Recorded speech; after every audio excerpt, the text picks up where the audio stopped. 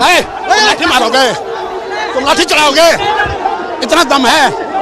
तुम लाठी चलाओगे? तुम जनता पर लाठी चलाओगे? इतना दम है तुम्हारा? मार लाठी, मार मार, खड़ा मार, उधर से जाइए सर। मारो मारो मारो मारो मारो लाठी, मारो लाठी। नमस्कार, आवाज हिंदुस्तान के सोशल मीडिया प्लेटफॉर्म पे आप सभी लोगों का स्वागत है। मैं हूं अवनीश। जैसे जैसे बिहार विधानसभा चुनाव नजदीक आ रहा है, वैसे बिहार विधानसभा चुनाव को लेकर तरह तरह की कवायदें तेज हो गई हैं। अगर देखा जाए तो इस समय बिहार की राजनीति में एक ऐसी हलचल मची हुई है कि लोग ये बताने की स्थिति में नहीं कि अब की बार बिहार की राजनीति किस करवट बैठेगी। अगर इस पूरे प्रकरण की बात करें, तभी हालिया एक बयान में केंद्रीय मंत्री और रामविलास पासवान लोक जनशक्ति पार्टी के अध्यक्ष चिराग पासवान ने एक बड़ा बयान दिया।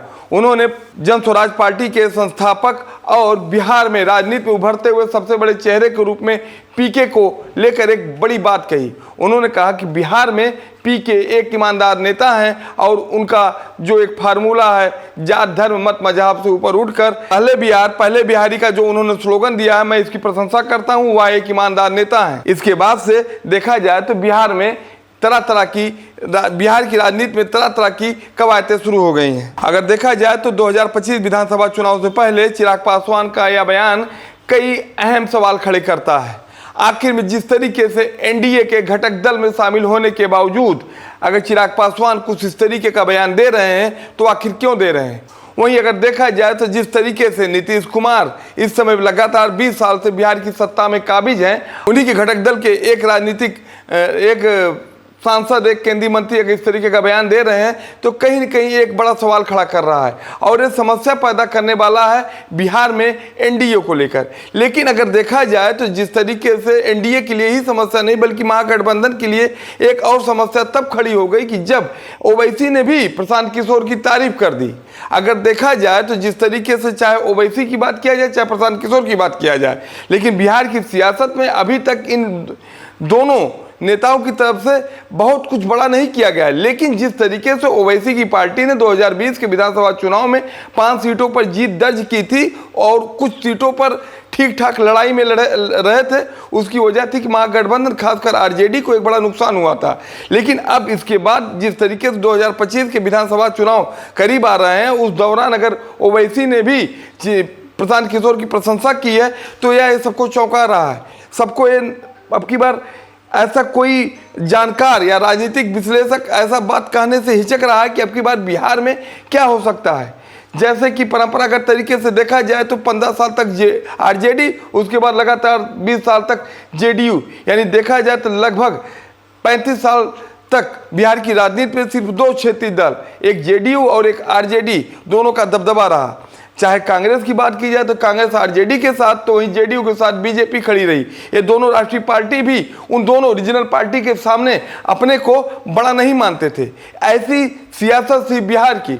लेकिन जिस तरीके से अभी बीच में चिराग पासवान का ये बयान आया है, ये कहीं न कहीं कुछ बड़ा उलटफेर होने का संकेत दे रहा है। अगर बात किया जाए तो चिराग पासवान कुछ ऐसा बयान क्यों दे रहे हैं? अगर इस पे बात किया जाए तो एक तरफ ये भी बात सामने निकल कर आ रही है कि चिराग पासवान की पार्टी के कोई नेता, कोई प्रवक्ता भी प्रशांत किशोर को लेकर बहुत सॉफ्ट दिखाई दे रहे हैं। इससे बात सामने आ रही है कि आखिर क्यों इस तरीके की बात हो रही। तो अब इसकी अगर परत दर परत बात करें तो इसके पीछे की अगर रीजन देखें तो सबसे बड़ी बात ये सामने निकल के आती है कि जिस तरीके से चिराग पासवान नीतीश कुमार को लेकर या जेडीयू को लेकर अपनी नाराजगी व्यक्त कर रहे हैं, वो यह साफ संकेत है कि चिराग पासवान से जेडीयू का संबंध बहुत अच्छा नहीं है। इसका एक मामला तब देखने को मिला जब 2024 के लोकसभा चुनाव के दौरान जेडीयू की तरफ से चिराग पासवान को खास तवज्जो नहीं दी जा रही थी। वहीं बीजेपी भी चिराग पासवान को लेकर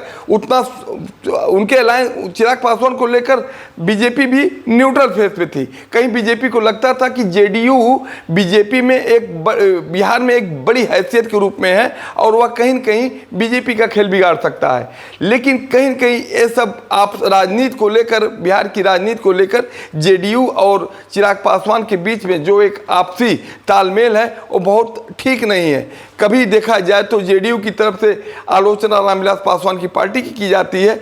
कहीं न कहीं यही सब मामले हैं जिसके कारण चिराग पासवान भी अब जेडीयू पर हमला करने पे पीछे नहीं हट रहे हैं। अगर देखा जाए तो गोपाल खेमका हत्याकांड हो चाहे चंदन मिश्रा गैंगस्टर की हत्या हो, ये दोनों मामले को लेकर बिहार की लॉ एंड ऑर्डर पर चिराग पासवान ने जिस तरीके से सवाल किए वो ये बात साफ जाहिर करते हैं कि चिराग पासवान को नीतीश कुमार से नाराजगी है।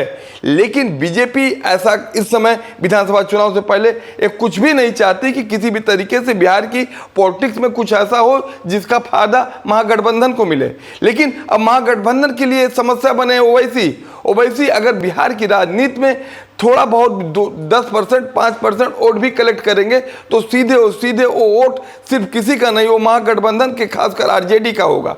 इसके लिए एक सबसे बड़ा सवाल ये तक खड़ा होता है कि आखिर में ओवैसी की एंट्री, प्रशांत किशोर की एंट्री और उन्हीं के साथ जिस तरीके से चिराग पासवान भी उनकी सुर बेसुर मिला रहे हैं, ये साफ संकेत दे रहा है कि अब की बार बिहार में कुछ अलग भी हो सकता है। जिसके बाद अब देखना होगा कि विधानसभा चुनाव में कौन सा दल, कौन सा संगठन, कौन सी पार्टी सबसे बड़े दल के रूप में सामने आती है, ये एक बड़ा सवाल होगा। लेकिन जिस तरीके से बिहार की राजनीति में ऐसी परिस्थितियां घट रही हैं, यह एनडीए जेडीयू नीतीश कुमार और महागठबंधन आरजेडी के लिए एक बड़ी मुसीबत साबित हो सकती है। ऐसी ही और भी खबरों के लिए आप बने रहिए हमारे साथ। अभी के लिए बस इतना ही। नमस्कार।